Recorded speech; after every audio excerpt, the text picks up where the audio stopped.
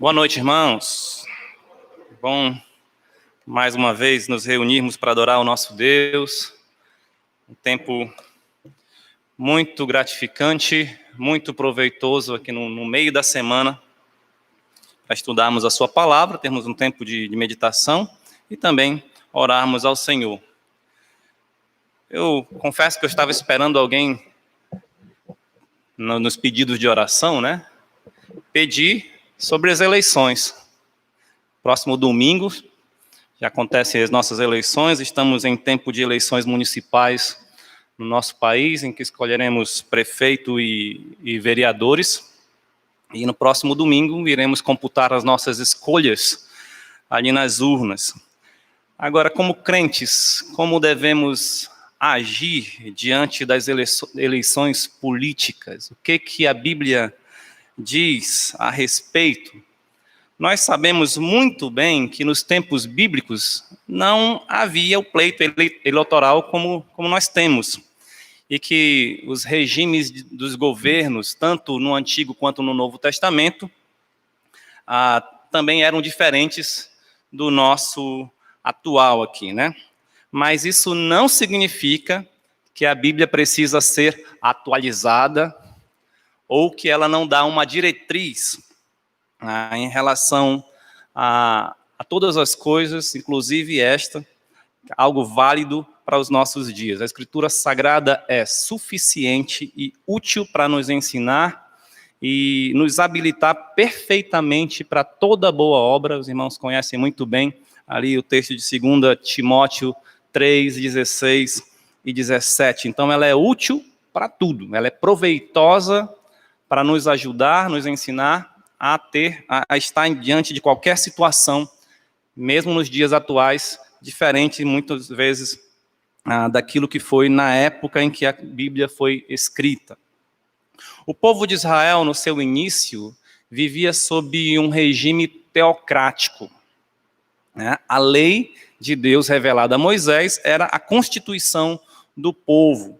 O Senhor mesmo escolhia diretamente os seus porta-vozes, como, por exemplo, Moisés, depois Josué e depois vários juízes, sendo que Samuel foi o último desses juízes de Israel, pois foi durante, vamos dizer assim, a sua gestão como juiz, que o povo escolheu para si um rei. Não houve uma votação de cada adulto daquela nação, mas houve, podemos dizer assim, uma escolha popular através dos anciãos do povo, que podemos dizer assim, eram os representantes das tribos do povo de Israel. Eles então reivindicaram um rei. Constitui-nos agora um rei. As nossas escolhas devem ser pautadas no temor do Senhor. Então, gostaria de meditar com os irmãos um pouco aqui no texto de 1 Samuel, capítulo 8, e através do exemplo do povo de Israel, veremos como as escolhas revelam aquilo que governa os corações, como as escolhas governam ou revelam aquilo que governa o nosso coração. Então, em primeiro lugar, quero destacar aqui que a escolha de Israel revelou uma motivação influenciada pelo exemplo de outras nações. Vamos ler, então, 1 Samuel, capítulo 8, apenas o versículo 5, a sua segunda parte, onde diz assim: constitui-nos, pois, agora um rei sobre nós, para que nos governe como tem todas as nações. Constitui-nos, pois, agora um rei sobre nós, para que nos governe como o tem todas as nações. Qual o problema disso, né? Qual o problema de os anciãos chegarem ali com Samuel, que era o juiz designado por Deus?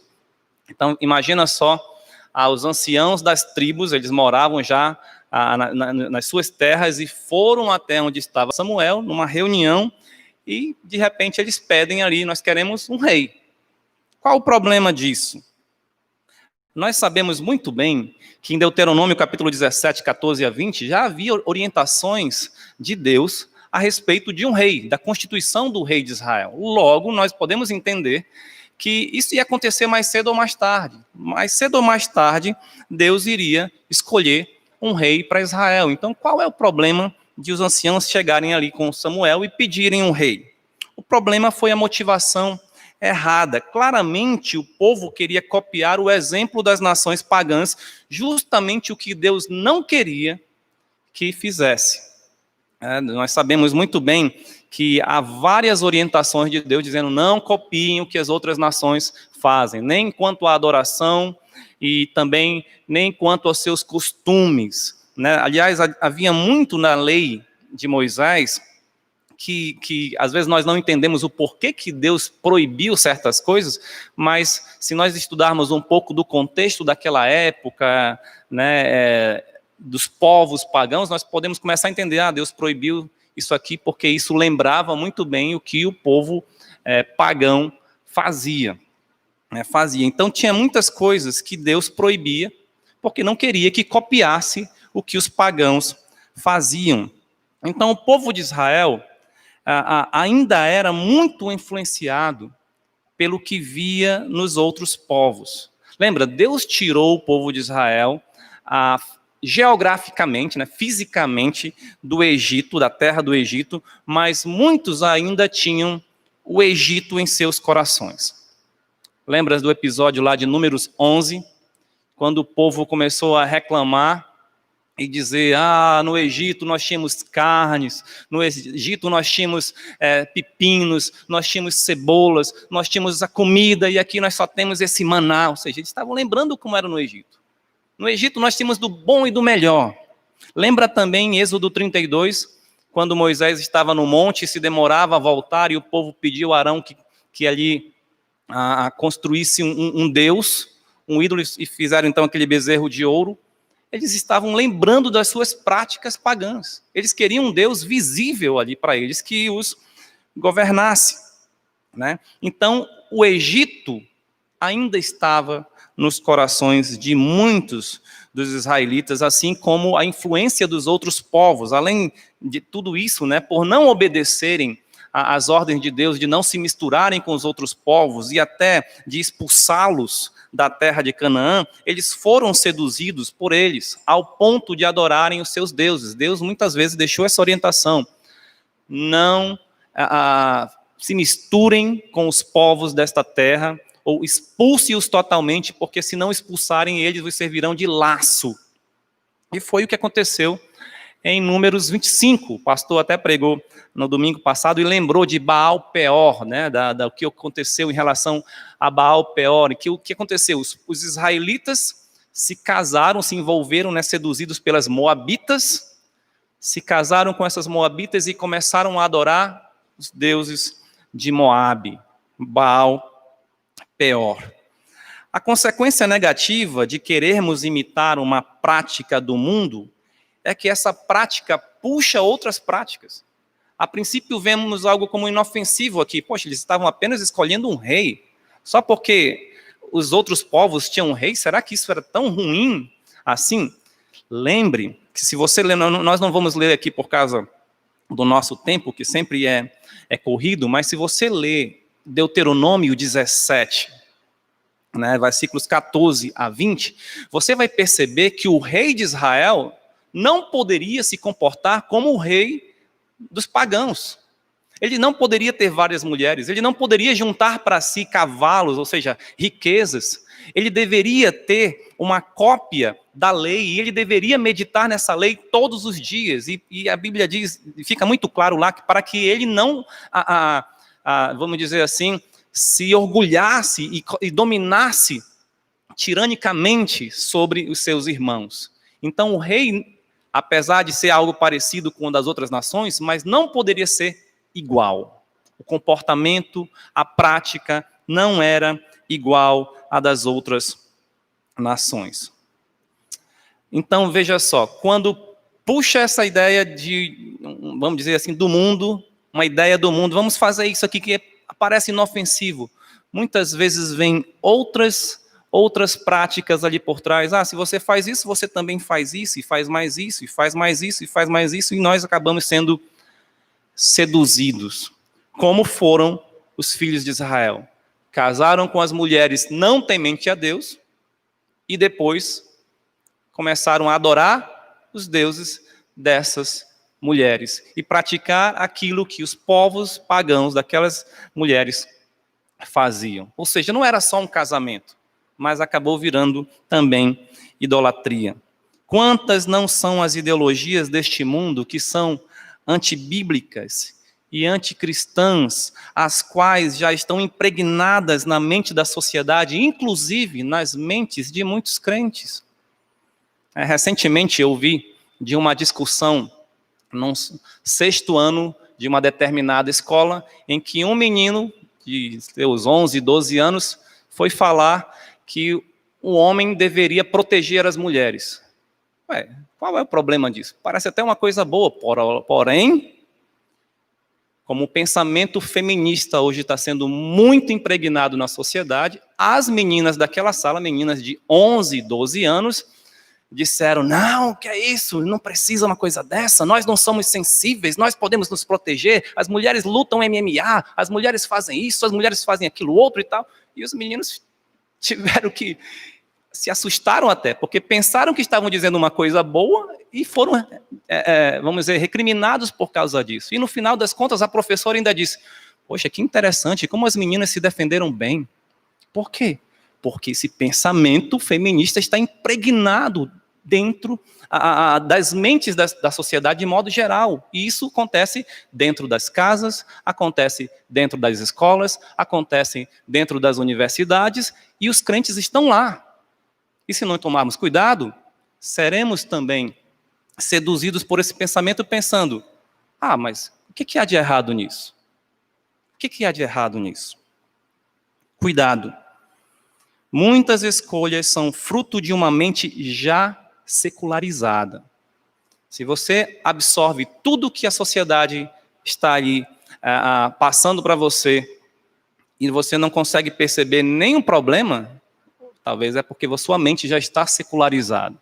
Lembre, nós estamos num mundo que jaz no maligno. E não sei o que você pensa sobre isso, mas eu estou pensando que o mundo está cada vez mais louco. Está cada vez pior. Creio que o nosso Senhor Jesus Cristo está às portas. Cuidado com as ideologias humanistas que têm aparência de algo bom. Lembre, então, o que a Bíblia fala lá em 1 João 2:15, não ameis o mundo nem as coisas que há no mundo. Se alguém amar o mundo, o amor do Pai não vai estar nele. Lembra o que Paulo fala em Romanos 12:1 e 2, né? Principalmente versículo 2, não vos conformeis com este século. Não sede conformados com este mundo. Né? Tiago também fala lá em Tiago 4, versículo 4, que nós não devemos ter a amizade com o mundo, porque a amizade com o mundo é inimiga de Deus.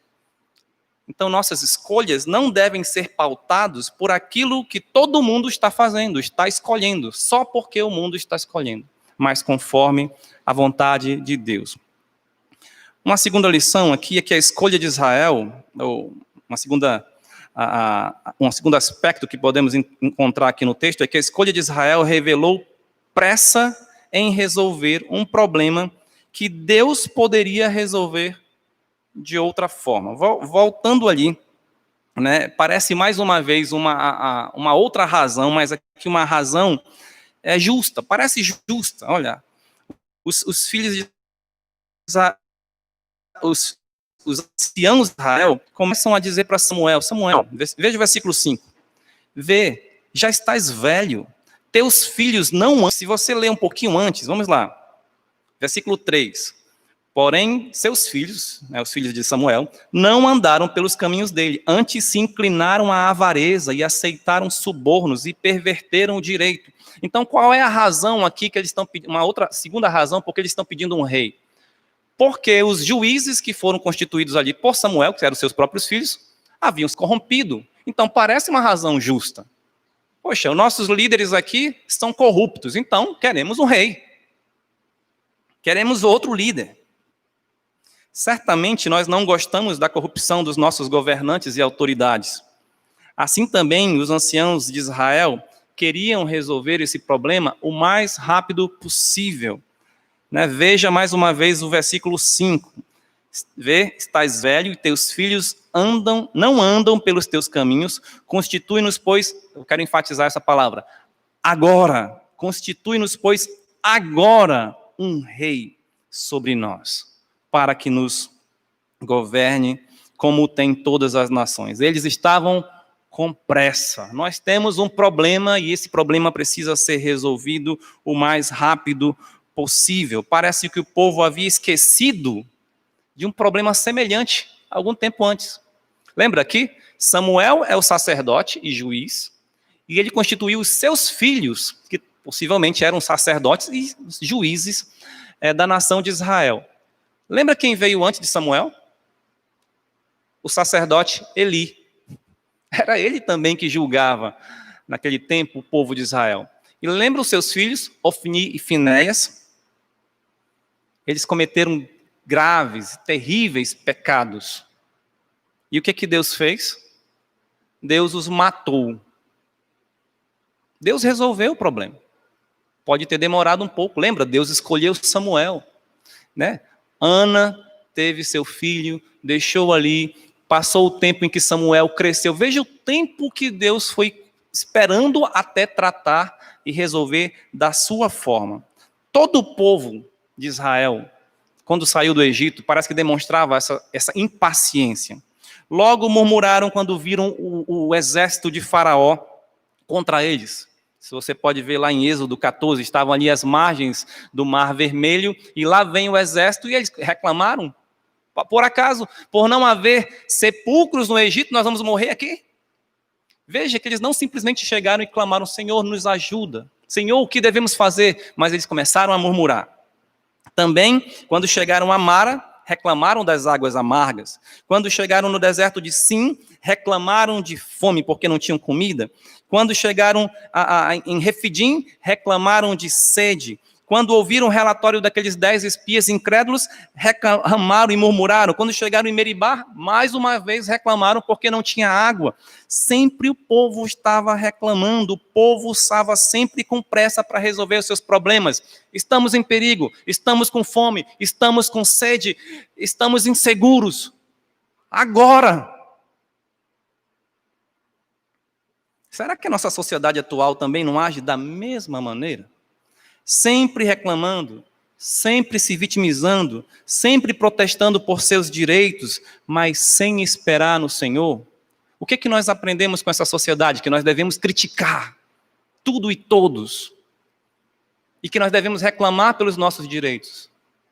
Nós não aprendemos com a sociedade esperar no Senhor. Paciência, perseverança, se alegrar nas provações, nos sofrimentos, orar ao Senhor. Os desejos humanos são os que governam a sociedade na justificativa de que buscam algo justo, mas nunca se saciam. Note que os filhos de Samuel, como nós lemos no versículo 3, eles aceitaram subornos. Não está escrito aqui, mas fica claro. Se eles aceitaram suborno, alguém deu o suborno. Alguém sugeriu o suborno. Alguém aceitou dar esse suborno. Logo, muito daquele povo também era corrupto. E isso acontece conosco, porque somos pecadores. O nosso povo é corrupto. Por isso, os anciãos deviam saber que o próprio rei, sendo alguém do povo, também poderia se corromper. Então, a solução que eles estavam dando, queremos um rei agora porque seus filhos são corruptos? Mais cedo ou mais tarde, ia ser fadado ao fracasso. Em nossos dias não é diferente. Você vota num político porque deseja que ele resolva os seus problemas. Mas logo você se decepciona com ele. Aí começa a reclamar. E hoje nós temos redes sociais. Aí nós vemos crentes reclamando nas redes sociais. E falando, e criticando. E não apenas criticando os políticos, mas criticando aqueles que, de certa forma, ainda confiam naqueles políticos. É gado, é não sei o quê, é um alienado, é um burro. Crentes fazendo isso. Reclamando, brigando, ofendendo. A pergunta é: esse é o modo que o crente deveria agir? É certo que não. Após Samuel ouvir o pedido aqui dos anciãos de Israel, o que ele fez? Ele orou ao Senhor. Veja o versículo 6. Porém, esta palavra não agradou a Samuel quando disseram: dá-nos um rei para que nos governe. Então Samuel orou ao Senhor. A Bíblia nos ensina a entregar tudo a Deus em oração, inclusive a questão política. Leiamos 1 Timóteo 2, 1 e 2. Eu vou ler aqui rapidamente. Antes de tudo, pois, exorto que se use a prática de súplicas, orações, intercessões, ações de graças em favor de todos os homens, em favor dos reis e de todos os que se acham investidos de autoridade, para que vivamos vida tranquila e mansa, com toda piedade e respeito. Se o pedido de oração aqui é para que vivamos em favor de reis e autoridades, é para que vivêssemos ou vivamos uma vida mansa e tranquila, logo, isso requer a nossa parte, que nós sejamos mansos, piedosos e respeitosos. E antes de tudo, que nós oremos. Que nós oremos. Você não encontrará na Bíblia qualquer orientação divina aos crentes para realizarem uma revolução social e política contra os maus governantes e nem a defesa pelo progressismo. Antes veremos a ordem de orar por eles, respeitá-los e até se submeter a eles, né? E você pode ver isso na carta de Paulo a Tito, na carta de Paulo a Timóteo, você pode ver na primeira carta de Pedro e também em Romanos, na carta de Paulo aos Romanos. Devemos orar pelos governantes e, se possível, até sofrer o dano se for necessário, porque isto é grato diante de Deus e Cristo nos deu o exemplo. Veja depois 1 Pedro 2. Isso fica muito claro. Portanto, não vote num político esperando que somente ele irá resolver o problema da saúde, ou da educação, ou da segurança, ou da economia, ou da corrupção, e qualquer outro problema. Ele não vai resolver, não vai. Vote naquele que você considera o melhor candidato, mas saiba, ele é um homem pecador, falho. Confie unicamente em Deus. Unicamente em Deus. E espere, né, o momento em que Cristo virá e reinará aqui com cetro de ferro e com justiça.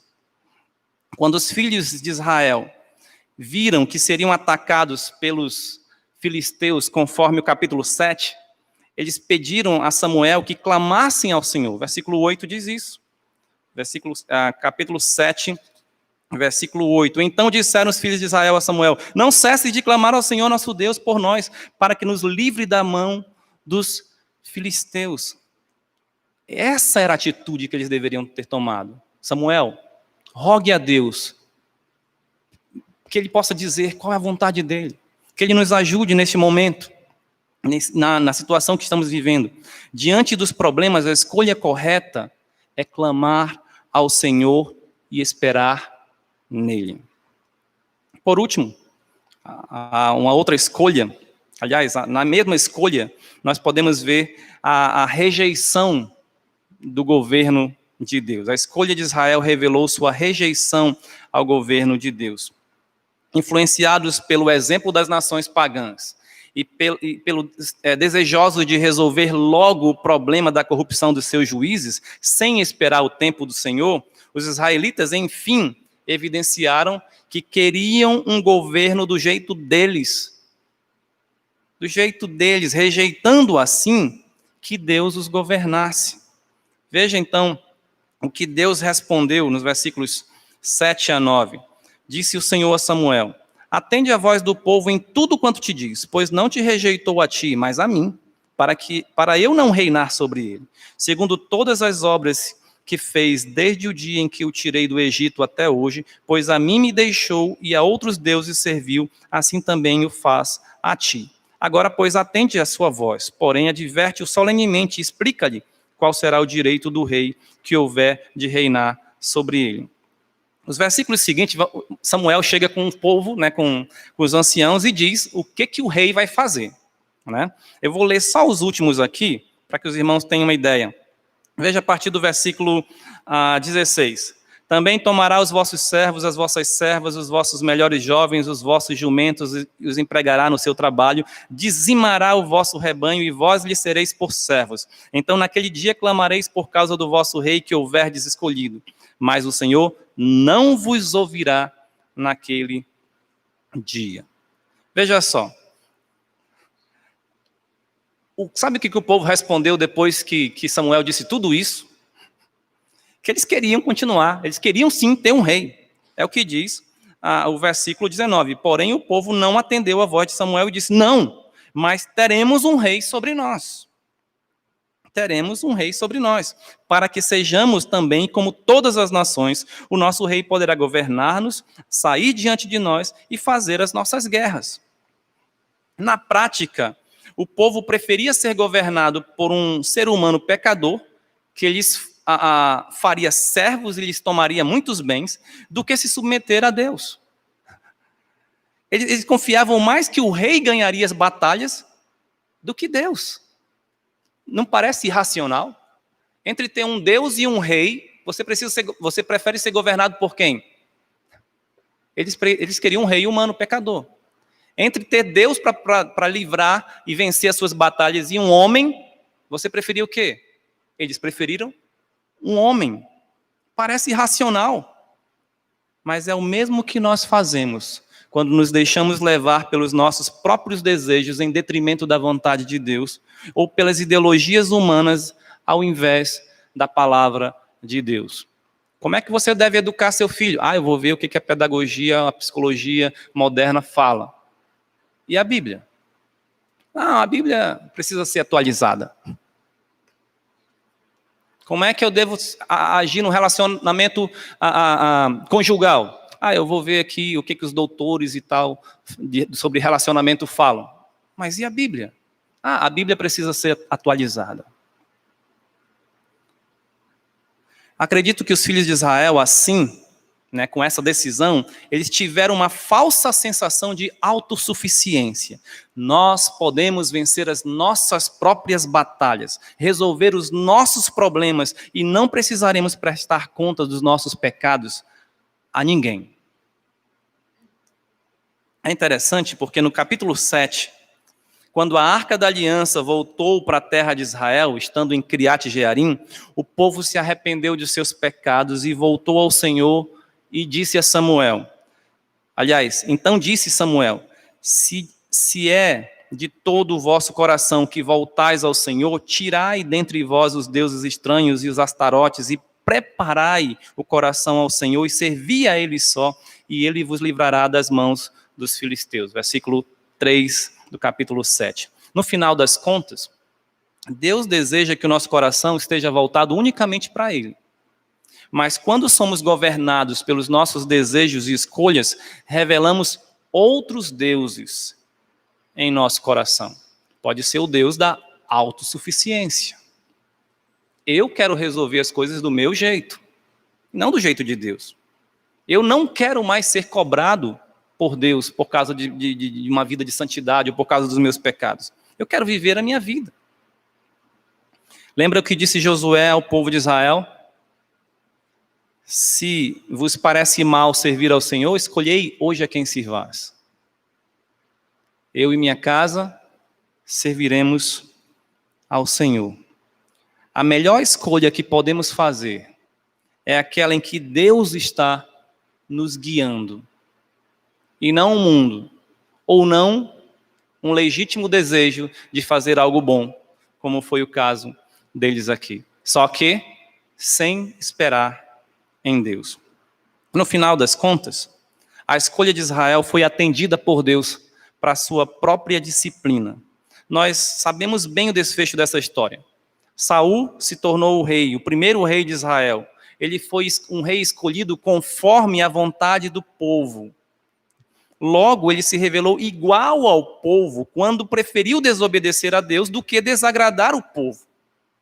Vocês podem ver depois, lá em 1 Samuel 13, 1 Samuel 15, os momentos em que Saul desobedeceu a Deus porque queria agradar o povo. Bom, agora nós não vivemos numa teocracia, mas numa democracia, onde todos, sem exceção, são pecadores, inclusive os nossos governantes, inclusive nós mesmos. Quando escolhemos nossos governantes pensando somente em nós mesmos, e os nossos governantes seguem a vontade do povo e não a de Deus, certamente todos padecem. Deus, portanto, muitas vezes permite que tenhamos a realização dos nossos desejos ruins para a nossa própria disciplina. Muitas vezes também sofremos, é claro, por causa das más escolhas dos outros. E Deus usa esses sofrimentos para fortalecer e aperfeiçoar os crentes. Então você pode pensar, eu não votei nesse político que está fazendo um monte de coisa ruim aí, mas eu estou sofrendo por causa da escolha de outras pessoas. Não reclame.